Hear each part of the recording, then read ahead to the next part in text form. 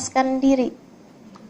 Sebab Allahnya sudah berjanji, at-thayyibatu lit-thayyibin, wat-thayyibuna lit-thayyibat.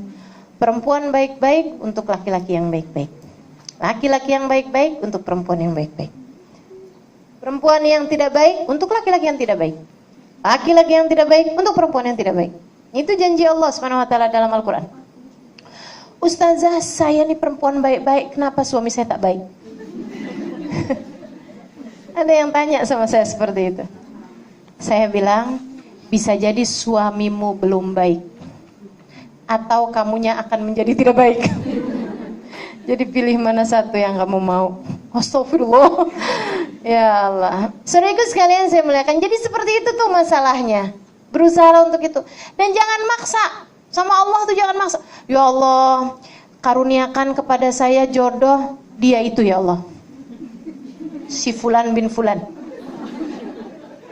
Ya Allah, kalau dia bukan jodoh saya ya Allah, carikan untuk saya seorang laki-laki yang rupanya mirip dia, yang akhlaknya mirip dia, yang ibadahnya mirip dia. Ya Allah, daripada susah-susah mending dia aja ya Allah. Ini doa maksa namanya. Jangan begitu adik-adik, kita tidak pernah tahu. Kita tidak pernah tahu. Mana yang baik buat kita tuh kita tidak pernah tahu. Adik-adik belajarlah dari saya. Saya sama suami tak kenal. Ya, langsung tegang dengar cerita saya nih. Saya sama suami, saya tak tahu rupa dia kecuali sesudah akad. Sudah akad nikah. Akad nikah pun saya tak tahu. Akad nikahnya di ruangan lain bersama dengan Habib Umar bin Hafid. Habis selesai akad, dia kemudian jumpa saya di majelis di halaman rumah orang.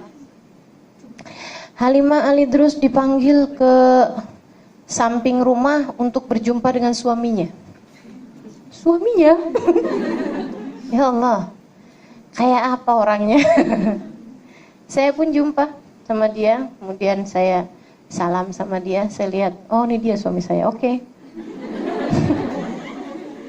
Oke, boleh. Jadi tak kenal. Makanya dia selalu cerita sama teman-temannya. Dia bilang, saya kawin kan, itu macam beli kucing dalam karung. Saya tak tahu Halimah tuh punya hidung atau tak punya. Ya Allah.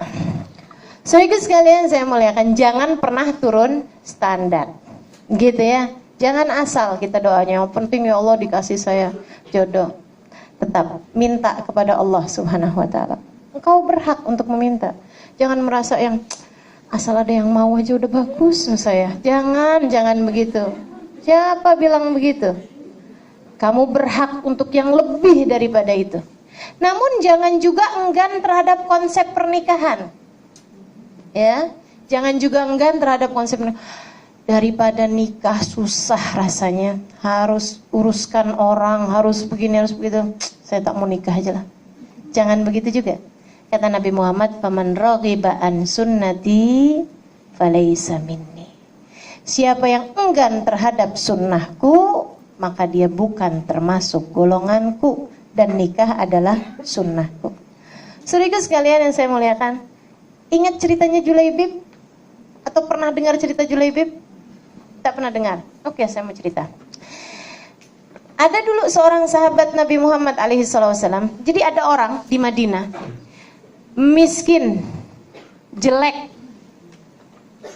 tak jelas siapa bapak ibunya, pendek, hitam, nggak ada cakepnya ya ini ya, nggak ada cakepnya, nggak punya rumah, hidupnya terkatung-katung di Madinah. Teman-teman saya sekalian, dia tiap hari aja gitu keliling kemana, apa yang dia bisa bantu sama orang, sampai sama orang itu dijadikan sebagai tanda kesialan. Ibu-ibu kalau bilangin anaknya, kamu nak harus yang betul, nanti kamu kayak Julaibib gitu, tanda kesialan gitu. Oh kalau acara pernikahan ada Julaibib nih bakalan bercerai nih, begitu, dijadikan sebagai tanda kesialan. Kesian Julaibib, nggak punya rumah, nggak punya apa-apa, nggak punya siapa-siapa, orang tuanya nggak jelas siapa, itu ya, nggak punya nasab, nggak punya harta, nggak cakep pula gitu. jelek pula, hitam pula, bukan orang pandai juga. Masya Allah, luar biasa benar Allah kalau kasih hidup orang. Akhirnya kemudian satu hari datang baginda kita Nabi Muhammad hijrah ke Madinah. Dia pun beriman kepada Nabi. Bahagianya luar biasa hidup bersama dengan Nabi. Karena Nabi kan tak pandang bulu. Nabi tak lihat orang dari rupa, dari apa. Inna akramakum indallahi atqakum. Julaibib tak pernah dihalangkan dari soft awal. Kalau dia memang datang lebih awal, kenapa tak boleh? Kan begitu. Julaibib bahagia. Tiap sholat soft yang paling terdepan. Dan Julaibib pun memutuskan untuk menjadi salah satu dari ahli soffah. Orang yang tinggal di masjid Nabi Muhammad alaihissalam. Jadi santri, jadi pelajarnya Nabi Muhammad dan 40-an orang. Satu hari, Julaibib lagi merasa hidupnya berada di surga. Ujian rasanya hidup nih macam udah selesai semua ujian. Sedang bahagia-bahagianya hidup bersama dengan Nabi. Satu masa ujiannya datang. Ujian kan disesuaikan sama keimanan. Nabi ada jumpa dia. Julaibib, iya Rasul. Assalamualaikum. Waalaikumsalam ya Rasulullah. Dia cium tangan Nabi. Julaibib, iya Rasul. Halla tatazawwaj? Kamu tak menikah? Julaibib jelek, miskin, diulang lagi nih ya. Semua kekurangan itu. Julaibib pikir, aduh Rasul, bukan tak mau nikah, tapi siapa yang mau menikah dengan Julaibib di dunia? Kalau urusan di akhirat kan yang jelek jadi cakep. Di surga ya, orang jelek tak masuk surga. Hati-hati ya, orang jelek tak masuk surga. Sehingga sekalian, jadi akhirnya katanya Julaibib, Rasul bukan saya tak mau nikah, masalahnya siapa yang mau nikah dengan saya Rasulullah? Tak ada yang mau nikah dengan saya. Nabi ketika dengar Julaibib bicara seperti itu, Nabi senyum aja kemudian ditinggalkan Julaibib. Sepanjang malam mikir, itu palingan Nabi hanya sekedar tanya aja gitu. Namanya kan orang usia-usia 20-an tahun mau ditanya apa kalau bukan nikah. Itu ya. Kan biasa aja tuh, adik-adik kan juga sering ditanya ya, orang tua ya. Kamu kapan nikah? Kamu kapan nikah? Ibu-ibu berhenti ya bertanya ya. Nanti dijawab sama anak-anaknya pas ada yang meninggal. Ibu kapan? Kan gak enak. Padahal kan urusan nikah, urusan mati kan sama aja. Ketentuannya Allah juga semuanya.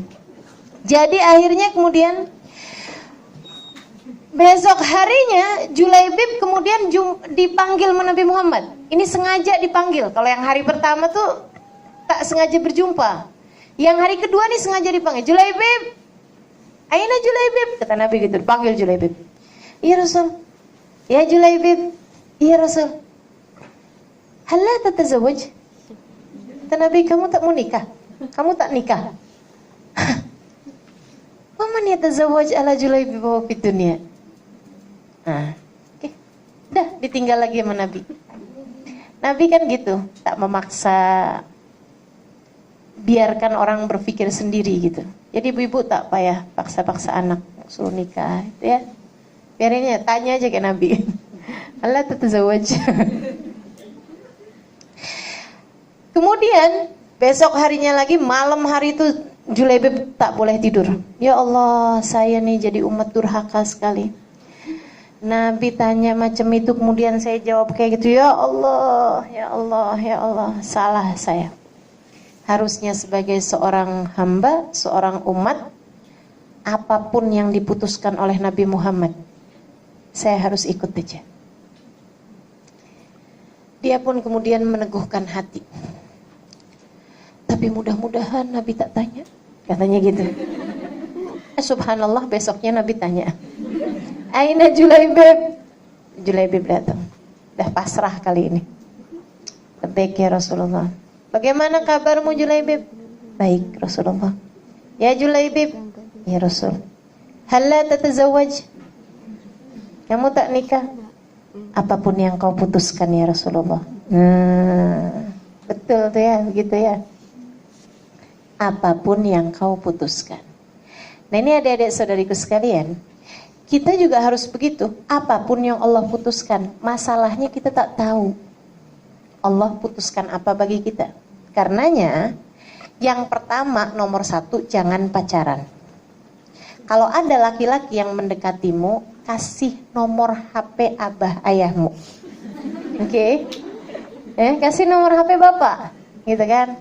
Kalau nak serius sama saya silahkan, gitu. Nomor HP kamu bukan nomor HP bapak saya, gitu. Ya. Nanti kalau dia sungguh-sungguh melamar, tanyalah kepada Allah Subhanahu wa taala yang Maha tahu, inikah yang kau inginkan ya Allah? Beristikharahlah. Kalau istikharah hasilnya bagus, silahkan menikah. Kalau istikharah hasilnya jelek, jangan kemudian ulang lagi istikharah. Bukan, gitu ya. Udah kalau hasilnya jelek ya berarti jangan. Gitu ya. Saudara sekalian, macam Julaibib nih, apapun yang kau putuskan wahai Rasul. Nabi itu senyum. Maksud Nabi, begitu yang seharusnya kamu gitu. Yuk, Julaibib. Kemana Rasul? Kita lamar anak orang. Teman-teman saudaraku sekalian, Julaibib dibawa sama Nabi Muhammad ke rumah seorang perempuan cantik, tinggi, putih, kaya, pandai, anak seorang laki-laki yang terhormat dan ibu yang terhormat, dan berulang kali lamaran orang semua dia tolak. Orang-orang tuanya ini. Berapa banyak orang ditolak. Datang kemudian Nabi Muhammad melamar untuk Julaibib. Luar biasa ya ujian orang ya. Ujian bukan tuh? Ujian buat yang perempuan, ujian buat mertuanya, si ibu bapaknya. Datang Nabi Muhammad ke ayahnya ini.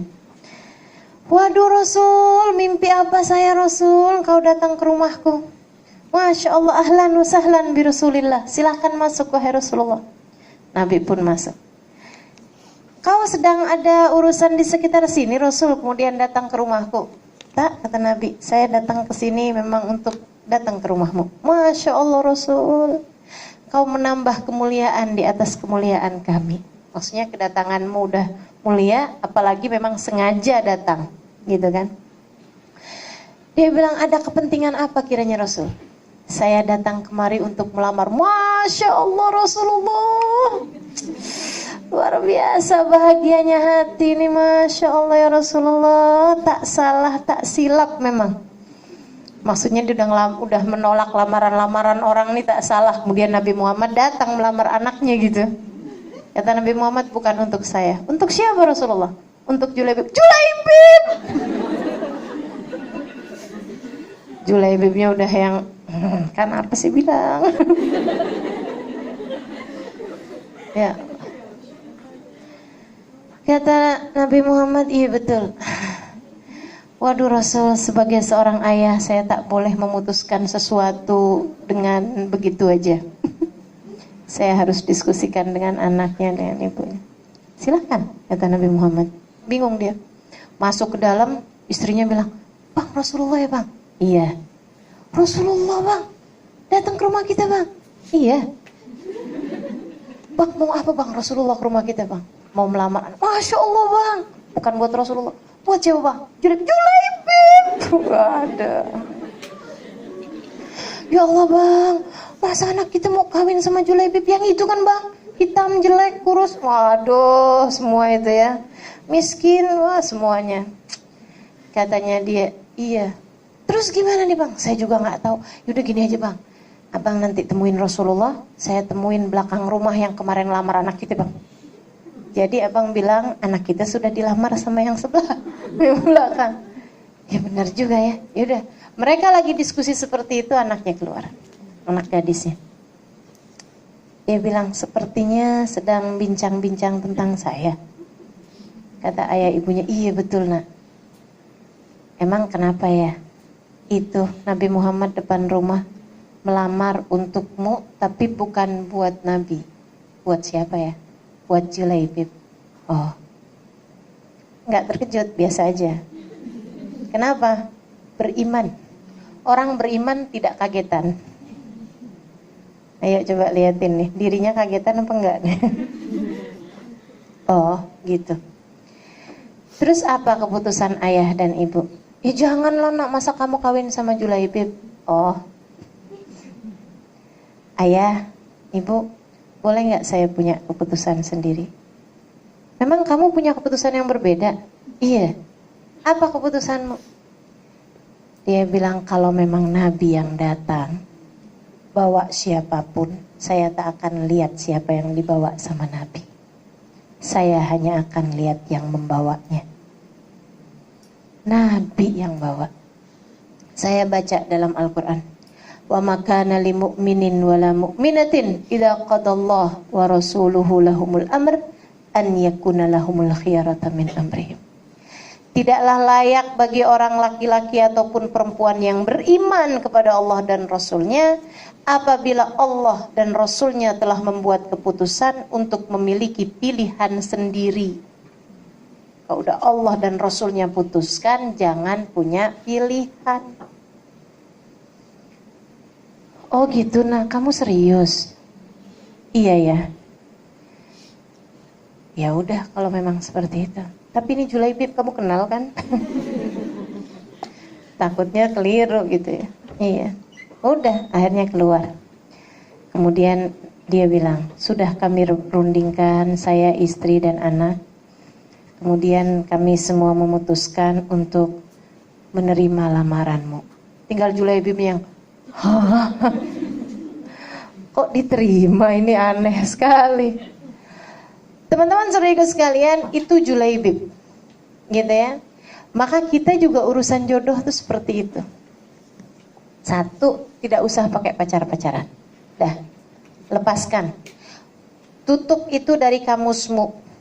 Jadi kalau ada ibunya bilang, kamu sih gak pacaran, gimana mau menikah? Bilang, Bu, ibu tak hadir sih kemarin. Waktu kajian. Kata Ustazah Halimah tuh, Bu, tak payah pacaran, Bu. Jodoh akan datang tanpa harus pacaran. Gitu kan ya? Garam di gunung, garam di laut, asam di gunung. Salah juga. Garam di laut, asam di gunung. Oh, di darat. Terus kemudian gimana? Dalam periuk bertemu jua. Oh, kalau saya garam di laut, asam di gunung, di dalam bumbu rujak ketemu juga. Bumbu rujak kan ada garamnya, ada asamnya ya. Jadi teman-teman sekalian, kalau yang harus jadi jodohmu pasti akan jadi jodohmu. Tak usah khawatir masalah itu. Pasti akan berjumpa juga. Masalahnya satu, layakkan dirimu. Sebab orang soleh hanya akan dapat orang soleh. Bukan orang cakep pasti dapat orang cakep, belum tentu itu. Orang ganteng pasti dapat perempuan cantik, belum tentu. Akan tetapi yang Allah janjikan adalah bahwa orang kalau soleh dia akan dapat orang soleh juga. Maka solehahkan dirimu. Siapkan dirimu untuk laki-laki soleh. Gitu. Kemudian begitu menikah, nah itu tadi, kalau ada yang melamar jangan langsung tolak atau jangan langsung terima. Beristikharahlah. Dan biar jelas saya kasih tahu caranya istikharah yang mudah buat dilakukan oleh adik-adik ataupun oleh ibu-ibunya.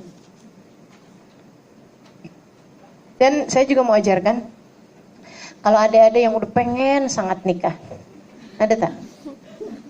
Tak ada, oke lah, tak jadi diajarkan. Ada. Kalau yang udah pengen sangat nikah, silahkan amalkan ini. Oh langsung, kok ibu-ibu ya pegang bolpen ini? Curiga saya. Baca Rabbi inni lima anzalta ilayya min khairin faqir. Rabbi inni lima anzalta ilayya min khairin faqir. Itu ada dalam surat apa ya? Al-Qasas ayat 22 kalau tak silap. Dalam kisahnya Nabi Musa alaihissalam ketika berjumpa dengan dua putrinya Nabi Syuaib, beliau kemudian berkata, Rabbi inni lima anzalta ilayya min khairin faqir. Ya Allah, saya udah pengen menikah nih ya Allah gitu. Ya Allah, terhadap kebaikan yang kau bagikan kepada hambamu yang fakir ini, Aku sangat menginginkannya ya Allah. Gitu ya. Itu baca itu kalau yang udah kepengen menikah, jadi bacanya silahkan yang udah kepengen menikah, baca sehari 300 kali. Kan saya bilang juga yang udah kepengen nikah.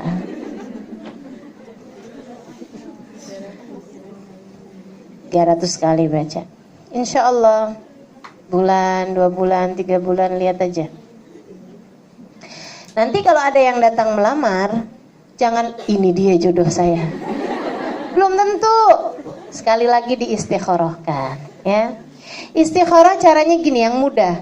Karena istikharah itu kan minta petunjuk lewat mimpi. Seringnya kan mimpi itu kan datang dalam keadaan tidak jelas. Harus ditakwil. Istikharah ya Allah, apakah ini jodoh saya ya Allah? Malamnya mimpi kucing. Bingung tak? Bagus atau tak bagus nih mimpinya kucing. Maka karenanya saya mau mengajarkan nih pada adik-adik terutamanya cara istikharah paling mudah diajarkan oleh guru saya Habib Syekh bin Muhammad Al-Idrus. Beliau mengijazahkan dan mengajarkan saya cara istikharah yang paling mudah ini. Jadi istikharahnya, dan ini sudah sering kali saya coba. Bukan urusan jodoh, bukan. Ya. Atau boleh juga urusan jodoh, saya kadang istikharahkan kawan gitu atau urusan-urusan yang lain. Alhamdulillah, seharusnya kita memang tidak jauh-jauh dari istikharah. Saya nak pindah rumah istikharah. Saya mau hal keputusan apapun yang cukup besar, saya akan beristikharah sebelumnya. Makhaba man istakhara. Kata Nabi Muhammad, tidak akan rugi orang yang beristikharah. Apalagi urusan perkara jodoh. Kita kan maunya kan jodoh sekali seumur hidup. Gitu ya. Jadi jangan sampai keliru membuat keputusan. Sholatlah malam Jumat. Habis selesai sholat Isya, habis selesai makan malam, semua sudah kita kerjakan. Sebelum tidur, sesaat jelang tidur memang sudah ngantuk, sudah tak ada lagi yang mau dikerjakan apa-apa kecuali tidur. Nah itu kita wudhu, kemudian sholat 2 rakaat. Usolli sunnatal istikharah, rakaatain lillahi ta'ala. Bacaannya terserah, alam nashrah boleh, surat yang lain boleh. Habis selepas sholat, baca doa istikharah yang ada di kitab-kitab majmu' apa semua ada tuh. Allahumma in kana hadza khairun li fi dini wa dunyaya. Nah, itu nanti ada titik-titik silahkan diisi. Gitu ya. Ya Allah, jika memang pernikahanku dengan fulan bin fulan al-fulani itu adalah baik bagiku, baik baginya dunia akhirat, baik bagi keluarga kami. Gitu. Kita minta sama Allah, ya Allah maka mudahkan dan sebagainya. Semua doa itu sudah dibaca. Selepas seluruh doa tersebut dibaca, kita kemudian baca doa seperti ini. Pakai bahasa kita masing-masing. Ya Allah, kalau memang saya sama dia menikah itu baik, baik dunia akhirat saya, untuk saya sekarang, masa depan saya, keluarga saya semua. Ya Allah, berikan kepada saya petunjuk dalam tidur saya, mimpi berupa warna putih atau hijau. Jadi mintanya petunjuk berupa mimpi, itu lebih mudah, tak payah takwil. Kan gitu ya? Lihat apa aja gitu, lihat sendal hijau, oh berarti bagus hasilnya. Gitu ya. Tak payah ditakwil, sendal kan diinjak-injak, tak payah. Udah berarti gitu. Jadi teman-teman sekalian seperti itu. Ya Allah, kalau memang bagus, kasih saya warna putih atau hijau. Kalau tak bagus saya menikah dengan dia nih ya Allah, baik dunia ataupun akhirat, gitu ya. Maka tampakkan kepada saya dalam mimpi saya warna merah atau hitam. Tolong jangan diganti-ganti warna sesuai selera. Tak ada ya. Saya kan favoritnya warna orange. Tak ada, tak boleh langsung. Itu aja udah. Kalau bagus warna putih karena itu adalah warna kesukaan Allah, atau warna hijau kesukaan Rasulullah. Kalau kemudian tidak bagus warna hitam lawannya putih, atau warna merah kesukaan setan. Gitu. Jadi itu aja udah.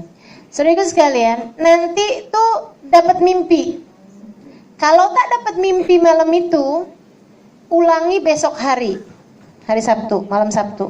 Kalau belum juga ada mimpi malam Sabtu, ulangi lagi malam Minggu, malam Senin, sampai dengan 7 hari. Insya Allah tak sampai 7 hari kecuali kita sudah diberi jawabannya.